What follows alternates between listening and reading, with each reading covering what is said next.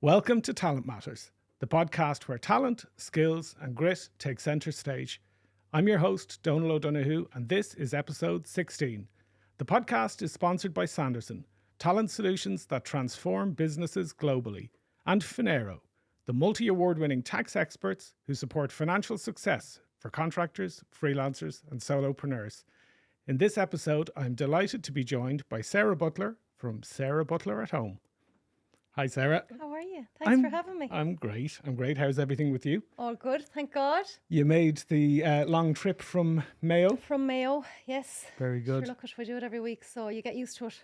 Very good. Yeah. Well, look, as we always do on the podcast, we like to start off understanding a little bit about your background and the journey you've been on. So tell us about life growing up for you. I grew up in Mayo, still in Mayo.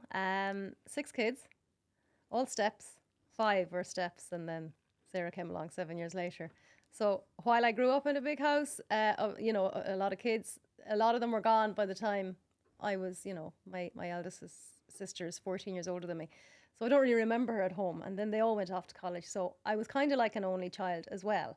And I was the youngest, so it was great. Got to go off and do all the fun stuff with mum and dad. Very good. And what were you into when you were young? I was very shy. Very shy. I suppose from being around adults mainly. I wasn't very good at, talking to other kids. We went on holidays, I'd have to go off. They'd be like, go off and talk to them kids. And I didn't know how, because I was used to being with mum and dad. But then I got into horse riding. I broke my father's heart. Bring me horse riding. I used to go off every Sunday and go off on hacks and lie and say, oh yeah, I can canter. And sure, I didn't have a clue. And off we went. All I wanted was speed. So fell in love with that, and that just took over my life from the age of probably 9 or 10. I got my first pony when I was about 13, and I just loved it. Very good. Spent all my time at the horses. It's a great way to spend time as a kid, isn't it? Yeah, loved it, and loved the mucking out, plaiting them, washing them. Obviously there's the hard part as well, but I enjoyed that as much. So I went from ponies to horses, and then we bred foals. So we still have 2, but I don't really have the time to do it as much as I'd like to. You're busy these days. And tell me, in terms of what you were into as a student in school, what subjects did you like? Not a lot. Not a lot. I loved art. That was my favourite subject. And I loved business. Was so interested in that. The rest, I was at the back of the class drawing in my copy. You couldn't teach me. It's interesting, isn't it? Because if you loved art and creative and you love business and you look at where you've ended up, and it's remarkable. A lot of the guests that have been on the show have talked about those early interests, and it's funny how life draws you in a certain direction. So tell us a little bit about your early career. I was very lucky that one of my sisters next to me, Ruth, had done graphic design in college. Because I suppose back then art wasn't really considered a career. It was go and be a teacher, a nurse, or whatever. So she kind of paved the way for me because she had done her degree in Letterkenny. So it was easy enough for me to follow that and go, we know it's a good course. So I spent 4 years in Letterkenny, and I loved it. I'm a massive home bird. So I came home every weekend on the bus. I still see that bus on the road now going to Galway. It's like a flashback. I worked up there in a solicitor's office for the 4 years, because the hours that I'd have off in college, in college you might have 2 or 3 hours off. So I went around to all the offices in Letterkenny, knocking on doors, going, look, I'll do jobs if you have jobs to do, whatever. So I worked in a solicitor's up there for 4 years. And I used to go down, and there was about 10 in there, they'd all leave me jobs, banking and up to the courthouse, getting stuff signed. So Letterkenny is the longest main street in Ireland, and they were at the bottom and the courthouse was at the top. So I was kept fit anyways, running up and down. In. So loved that, loved college. When I went to college, I realised I hated school. I hated it.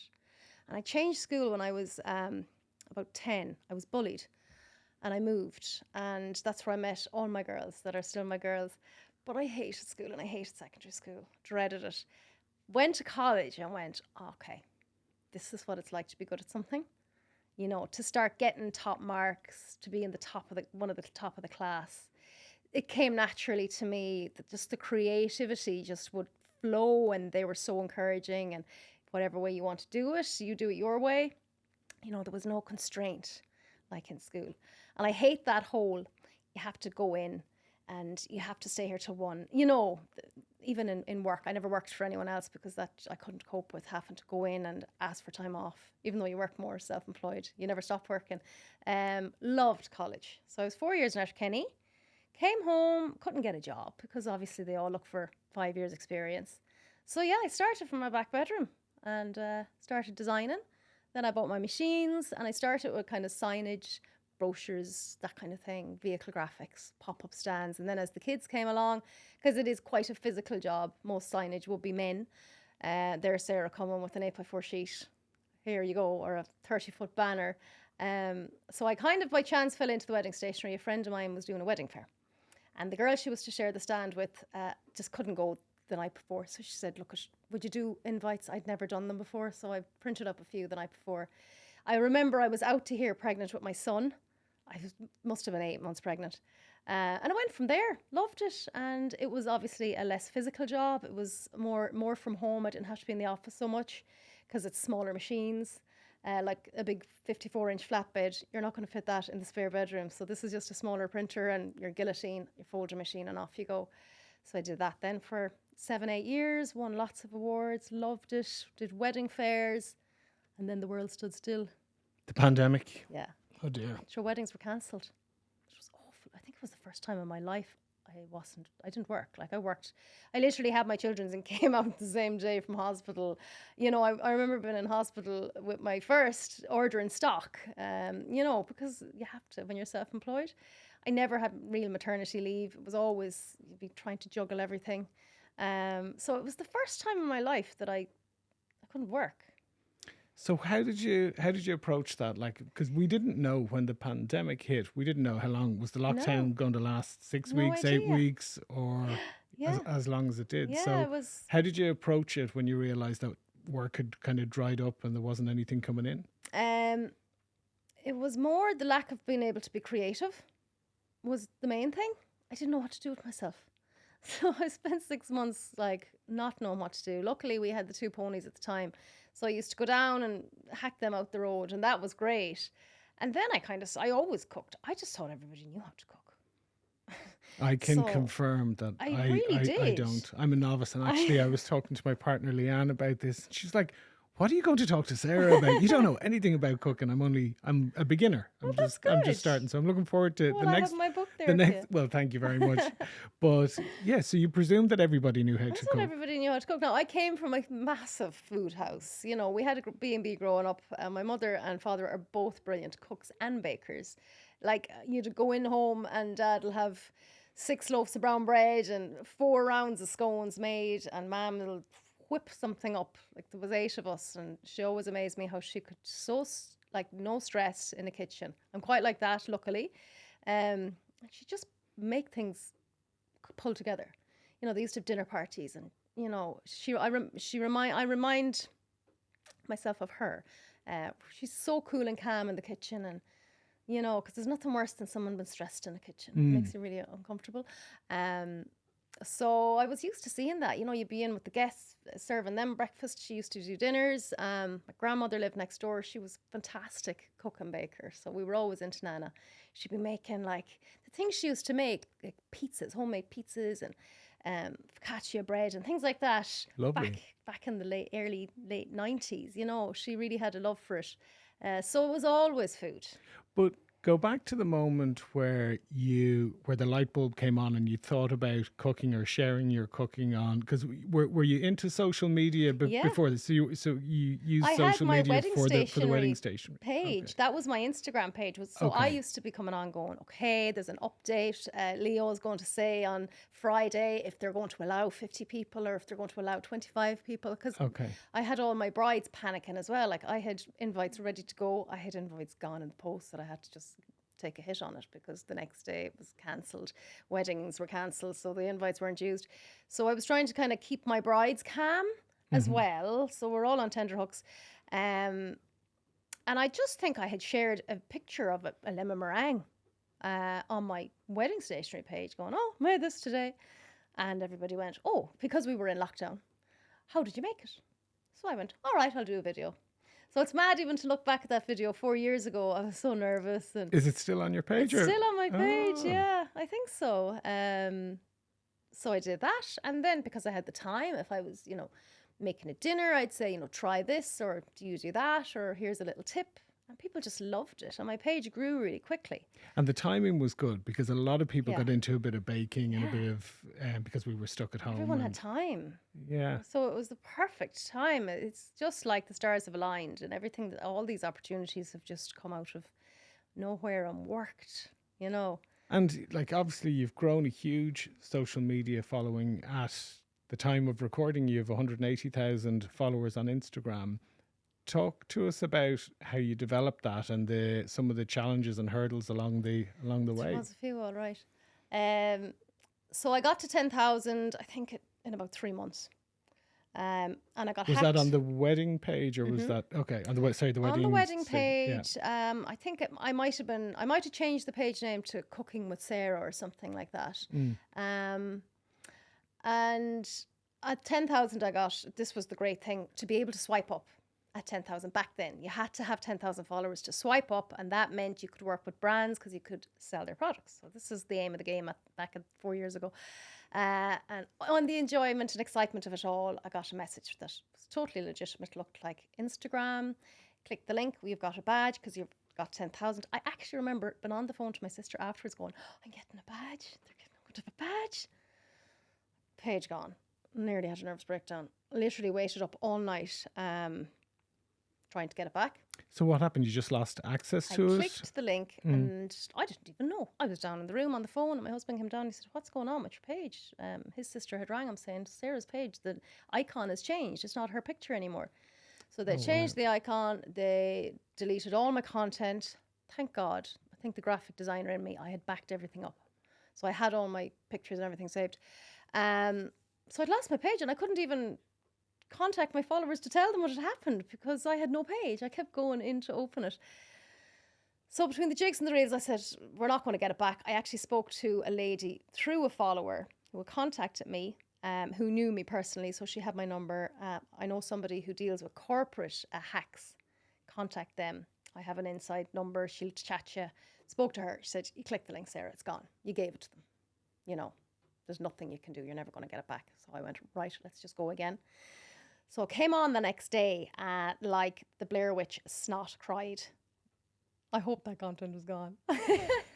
Because it was lockdown. I'd lost my business. I'd now lost my page that I worked so hard for at that moment in time. And it's so funny in hindsight. You're like, oh, just the drama. Like, relax, Sarah. It's going to be fine. But you don't know that.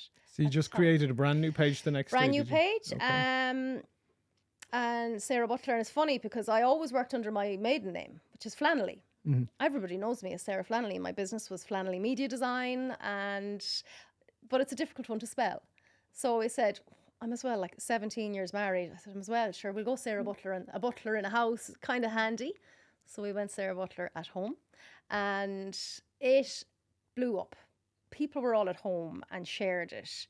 The amount of people that shared it, like I will always say, people are great. They really are, like. Everyone shared it, get her back up, because I had posted my video on my new page going, I've had to create a new page. I've lost everything. I spent 3 days trying to get all the content back up. Literally didn't sleep trying to get everything back. And I think I got to 19,500 followers that evening. Wow. Yeah. Jennifer Zamparelli contacted me. I was on her show. It was mental. It was just mad. And it was like watching an All-Ireland, because as a few people said, it was like watching an All-Ireland. Every time we went back in, you were up another 1,000. If I was kind of going, if I can get maybe 2,000 back, I'll be happy. So then it just kind of went from there. It just snowballed. And what opportunities did that create for you? Working with brands was great. I remember my first job, I went into a local shop and I proposed to them what I could do for them. And I had my Christmas tree up in the kitchen in like October, video and content for Christmas for them with their stuff. And then I kind of went, okay, this could actually work. Then you're working with national brands come on board. You're working with like Board Bia, Super Value Ireland, names that you see in the shops. So it was just brilliant to get those brands. And I had done actually cookery courses, private cookery courses. So people would pay a fee and then I would have a private page and they'd learn how to make 7 things in detail and everything was saved. So it's like a cookbook in an Instagram page. And that kind of allowed me to create the money to do the books. I never would have thought of doing a cookbook ever in a million years. Like, And you've published 3 now. yeah, yeah. So, but it was the people, the followers said, Sarah, will you put all of these recipes in a book? Tried the graphic design background. I kind of wrote them all out for myself to have, and sure, that's the hardest part, is writing them out. So I got a publisher to proofread everything, and I did everything else myself, the design, the photography. I obviously hired a photographer for the cover. But the people, again, were great. They said, do it, and they supported me so much.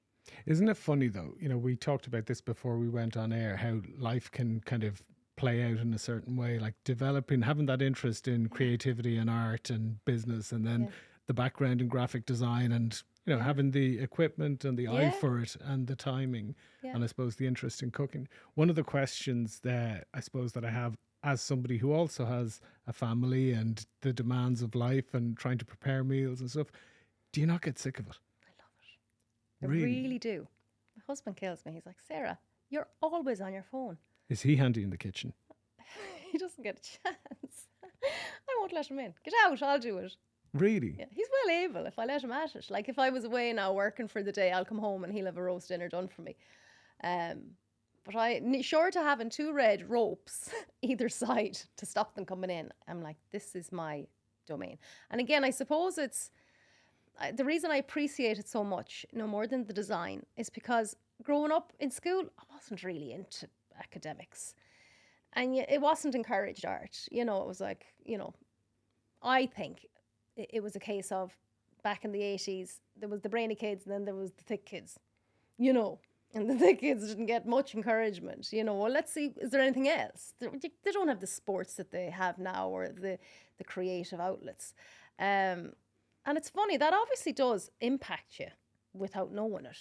So that's why I really appreciate the food and the design, because it was the first time that I realised I was actually good at something. So I think when you find something that you're good at, and you know what it was like to not be very good at things, in the past, and what that feels like, it's a gift. It is. But I think a lot of it comes down to interest, because if you're interested in something, you'll of course really focus on it and you'll do really well at it. But unfortunately, the school system is so broad and it forces you to probably study things that you're not particularly interested in at a particular time. Yes. Like for me, it was history. I was terrible at history in school because I wasn't interested. But then in later life, I love history. I love reading about history. I love watching about history. But, just 30 years ago, it wasn't my thing. What have been the hardest parts? What have been the challenges when you think on the career path you've been on? From the beginning? Whenever. The hardest part, I suppose, juggling kids and work is really hard. Like, it's a really hard time to be a woman in business. And sometimes I go, were we mad in the head burning our bras? Why didn't we just stay at home with our children? Because ultimately that's all we want to do if we could do it part-time. Now we want to do it all. And it's really hard. And there's so much pressure in social media. Everybody has the perfect house and everybody has the perfect children. And I found that hard. I'd always have my kids with me. All my customers knew my kids because I'd have them come and hanging out with me, holding squidgies and things when I'd be doing window graphics. So that was hard. And just, I suppose you learn a lot in business as you go. People would surprise you every day of the week. Things people would ask. People would ring you on, like the wedding stationery. People would often ring me on a Sunday and you might think there's something wrong, so you'd answer it and it'd just be a random request, like, I need 5 more invitations. I'm like, it's Sunday. That, I think people have huge expectations of you when you're in business. But you learn an awful lot. You really do, about people. And when you think about yourself now, how do you see yourself, or how do you describe your career? Because some people would look and say, oh, she's an author, she specializes in cooking. I see you as a brand or as a marketer. Okay. How do you see yourself? That's a really good question. How do I see myself?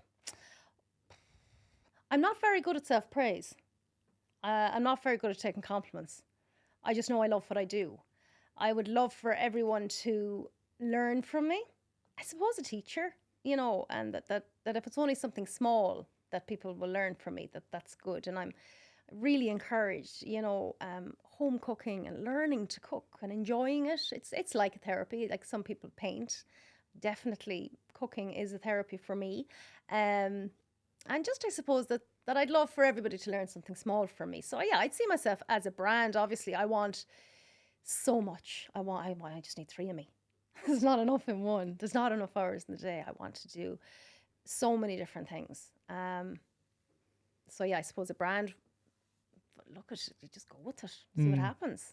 And how do you structure your week between content creation, coming up, like there has to be an element of planning to come up with fresh ideas and content, testing what's worked, what hasn't worked. Tell us a little bit about that. Yes. I try to keep it as organic as it is. If it's a sunny day, I'll maybe make a salad and put that up. And, it depends. You're not going to be putting a stew up in the summertime. So the seasons would determine a lot. The cost of food, making things stretch. The cost of a food shop is so much now. So I try to teach people, buy this and make these out of it.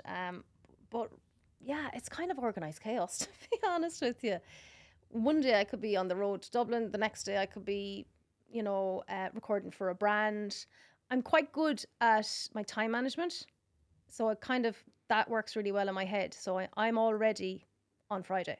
I know it's Monday today, but I'm already on Friday. So you know what content you're going to be releasing each day. But in a case of whether it's going to all work with kids and school and life and everything else, you just have to try and slot in what you can, edit while you can. If you're in a waiting room, I'm there editing a video going, that's great. I was surprised to hear that. You do all of your own I do editing and everything myself. yourself. Yeah, so it's nonstop. But I love it. I really do. Very good. Yeah. If you were giving me some advice, so I said to you, I'm kind of a novice when it comes to cooking.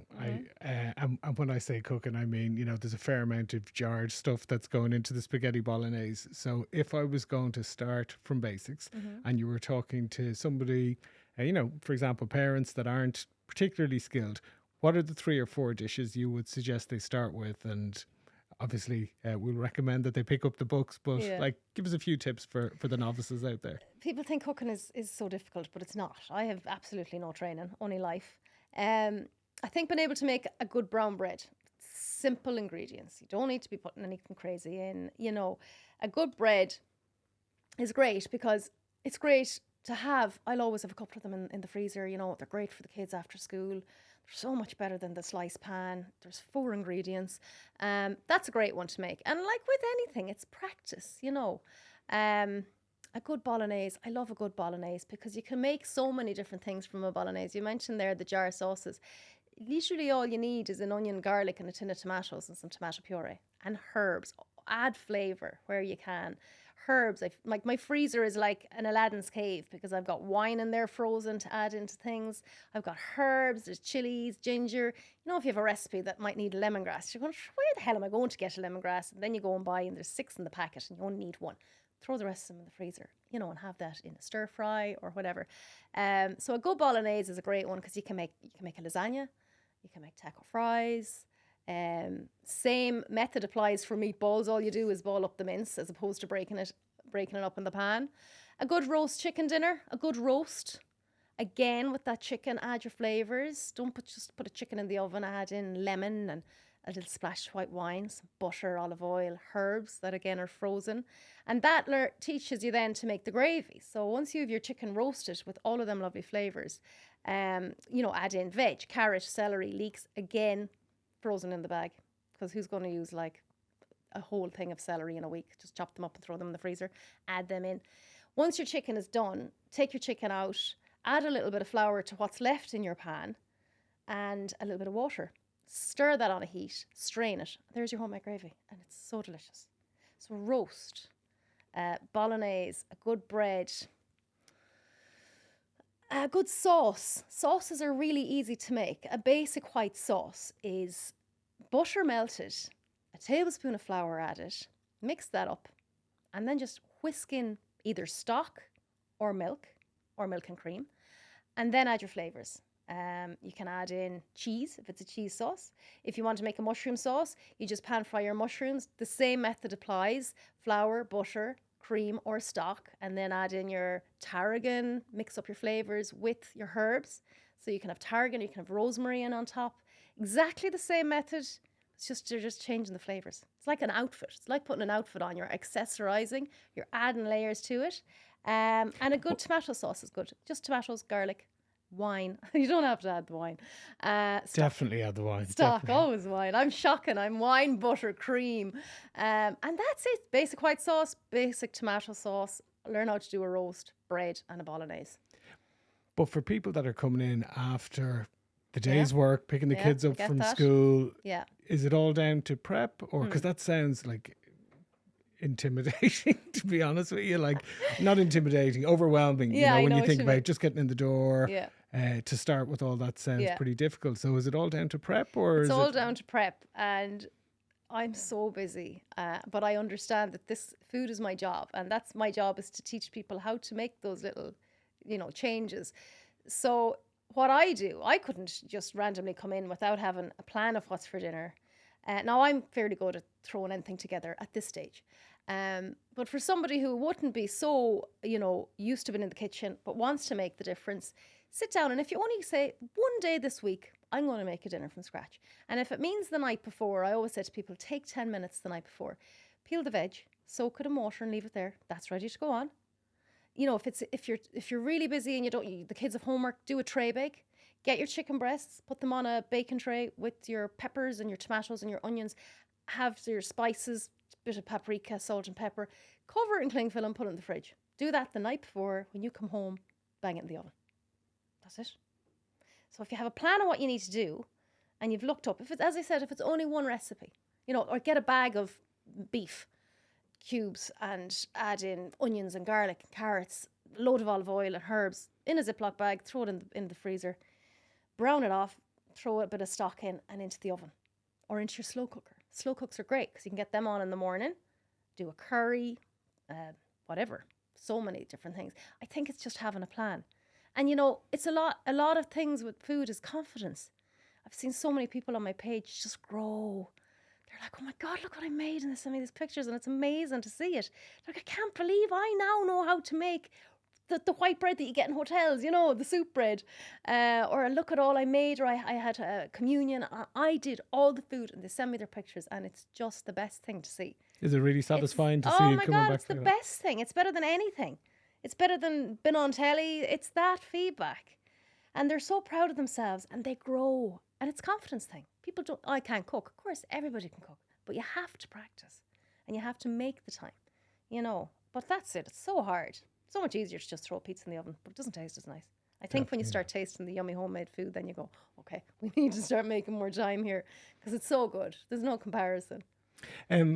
What are the 3 books? Just talk us through the 3 books and kind of compare and contrast what somebody will get if they're buying one or all of them. Or all 3, and you get 10% off. Bundle offer. What's the website? This is the time for a shameless plug. This is the time to plug. SarahButlerAtHome.com. Yeah. So book 1 is home cooking, and people often ask me, what's the difference? That would be your starter cookbook. It's the Bible. It's got all the tips on, as we said, how to prep, how to batch cook. And that's another thing. If you're making something, double up. Have it extra, whether to freeze or have it another day. Most things will keep 3 days in the fridge, So home cooking teaches you all about freezing, batch cooking, meal planning, and all the basics. The shepherd's pie, the bolognese, the ham, the home-cooked ham, the roast chicken, the gravy, the brown bread. It's all of them ones. So that will be the best one to start with.